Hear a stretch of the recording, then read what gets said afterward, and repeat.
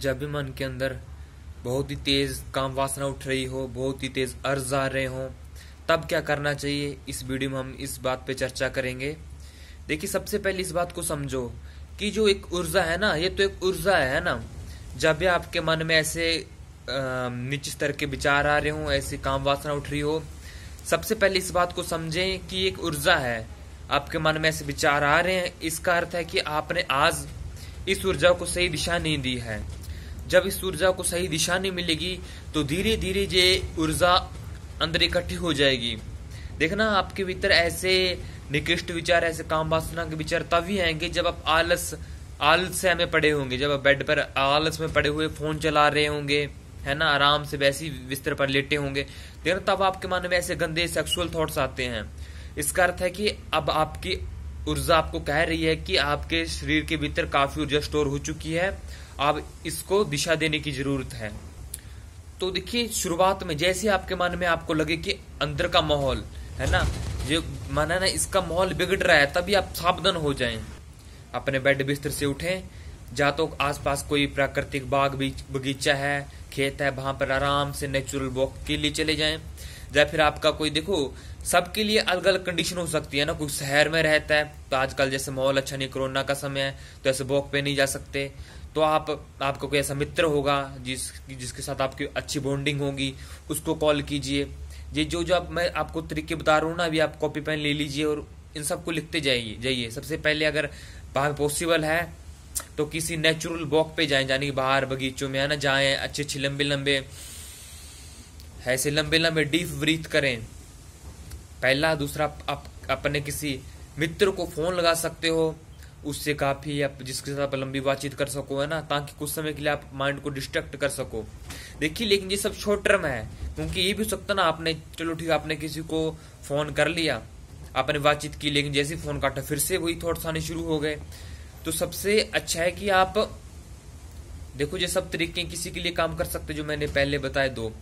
इसके अलावा है, जो सबसे मेरे को अच्छा लगता है वो है आराम से बैठ जाओ, फोन पे अच्छे से भजन चला लो, मोटिवेशनल सॉन्ग जो आपको मोटिवेट कर, तो ऐसे सॉन्ग चला लो और बैठकर लंबे जिसको हम कहते हैं वस्त्रिका करो, लंबे तेज श्वास लेते जाओ, 2 3 4 5 10 मिनट। देखना, धीरे धीरे आपका मन बिल्कुल शांत हो जाएगा, क्योंकि आप सब तो जानती हो ना कि श्वासों का और हमारे इमोशंस का गहरा संबंध है। तो ये तरीका सबसे कामयाब है, सबसे कारगर है, ये कर सकते हो। उसके अलावा आप वर्कआउट कर सकते हो, दंड लगा सकते हो, किसी के लिए ये कारगर हो सकता है। देखिए, मैं आपको बहुत सारे ऑप्शन दे रहा हूँ, है ना। ठंडा पानी पीजिए, आप बिस्तर से उठ जाइए और फोन को थोड़ी दूर रख दीजिए ना, क्योंकि फोन हाथ में रखोगे तो पता नहीं कब अंदर से तेज वेग उठे, अब फिर आप उल्टा सीधा यूट्यूब पे जाके सर्च मार कर देखना शुरू कर दो। एक बात और, अपने आप को याद दिलाओ, है ना, कि क्या इसी दिन के लिए मैं इंतजार कर रहा था, यही तो परीक्षा, अभी तो मुझे मजबूत बनना है। महर्षि भर्तृहरि जी कहते थे कि वो महान है जिसने बड़े बड़े युद्ध जीते, जितने बड़े बड़े योद्धाओं को हरा दिया, लेकिन उससे महान, उससे महायोद्धा कोई नहीं जिसने इस काम वासना को हरा दिया। जिसने मन को जीत लिया, उससे बड़ा विजेता कोई नहीं है। हमेशा कहते थे वो कि जो काम वासना को जीत सकता है वो दुनिया में कुछ भी कर सकता है। तो ऐसे विचारों को अपने आप को याद दिलाओ, अपना नाम लो और अपने आप को कहो, ऐ मेरे भाई, अब तो परीक्षा का वक्त आ चुका है। और आपका कोई क्रिएटिव ऐसा काम है जिसमें आपका मन लगता हो, किसी का क्रिकेट खेलना हो सकता है, किसी को ड्राइंग करना, किसी को गाने गाना, किसी को कुछ और, किसी को लिखना, किसी को चित्रकारी करना, तो उसमें लग जाओ, है ना। कोई अच्छे स्पिरिचुअल बुक्स पढ़ना शुरू कर दो, अपने अच्छे पब्लिक में चले जाओ, अपने फैमिली के भीतर चले जाओ और अपने आप को फिर स्पिरिचुअल से जोड़ो। बाहर प्रकृति को देखो, लंबे श्वास लो, प्राणायाम करो। और इसके अलावा रूट लॉक मैंने आपको बताया हुआ है।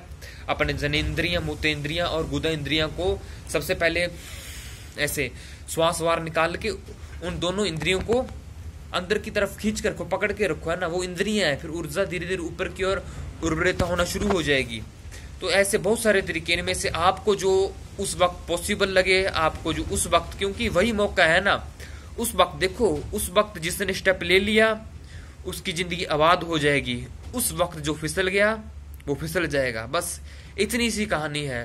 तो उस वक्त अपने आप को याद दिलाओ, अपने आप को मोटिवेट करो और जो आपको अच्छा स्टेप लगे वो लो और उस जाल से, उस अंधेरे से बाहर निकलो, नहीं तो पूरी उम्र निकल जाएगी, नहीं तो इसी काम वासना में फंसे रहोगे।